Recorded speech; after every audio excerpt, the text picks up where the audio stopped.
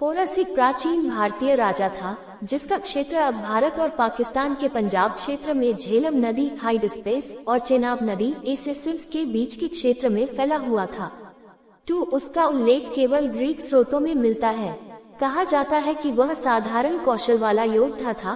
Porous ने हाइडस्पेस की लड़ाई 326 BC में सिकंदर महान के खिलाफ असफल लड़ाई लड़ी थी।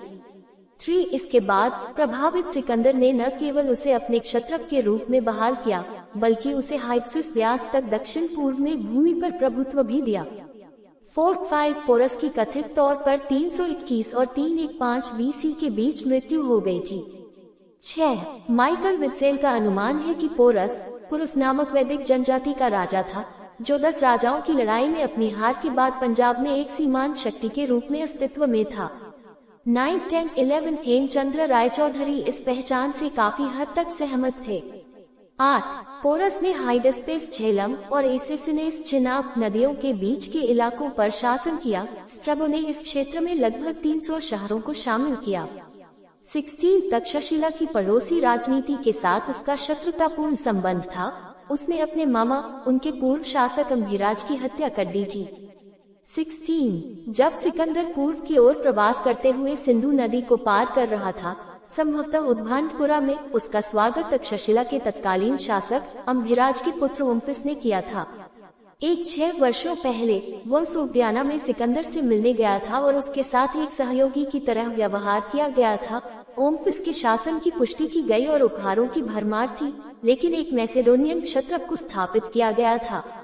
6 ओम्फिस को उम्मीद थी कि वह सिकंदर की सेनाओं की ताकत का लाभ उठाकर पोरस और अबिस्रेस दोनों को अधीनता में मजबूर कर देगा और इस आशय के लिए राजनयिक मिशन भेजे।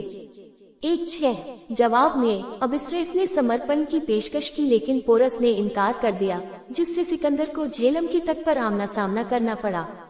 16 इस प्रकार 326 BC में हाइडस्पेस की लड़ाई शुरू हुई। सटीक स्थल अज्ञात है और स्रोतों के बीच प्रमुख विसंगतियों के कारण सेनाओं की सटीक ताकत भी निर्धारित नहीं की जा सकती है।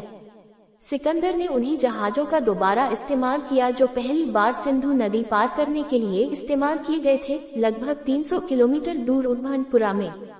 16 उसकी सेना ने अक्सर घुसपैठ के प्रयास किए और युद्ध शुरू होने से पहले ही नदी के किनारे के द्वीपों में झड़पें होने लगी।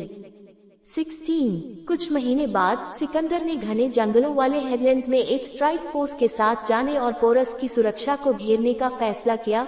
पर्याप्त घुड़सवार सेना और पैदल सेना इकाइयों के साथ बेस कैंप को क्रेटस के अधीन छोड़ दिया गया था, जिसे एक सफल मार्ग पर सिकंदर का अनुसरण करने की सलाह दी गई थी, जबकि शेष बलों को पोरस की सेनाओं को विचलित करने के लिए 3 फालानक्स अधिकारियों के तहत नदी के साथ वितरित किया गया था।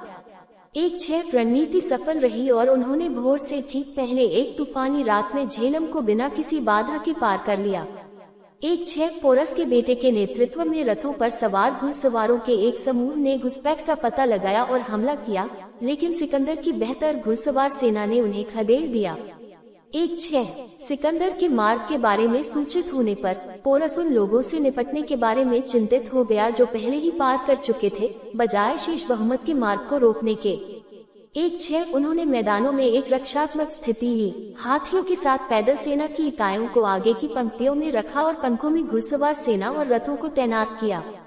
6 एक साथ सिकंदर ने अपनी पैदल सेना को ढालने का विकल्प चुना और इसके बजाय पोरस के बाएं पंख पर एक विनाशकारी घुड़सवार सेना का नेतृत्व किया, जिससे दाईं ओर से सुदृढ़ीकरण को मजबूर होना पड़ा। हालांकि ये पीछे का पारगमन कोएंस की घुड़सवार सेना के हमले में आ गया और पोरस की घुड़सवार सेना को पैदल सेना की अग्रिम पंक्तियों में शरण लेने के लिए मजबूर होना पड़ा, जिससे भ्रम की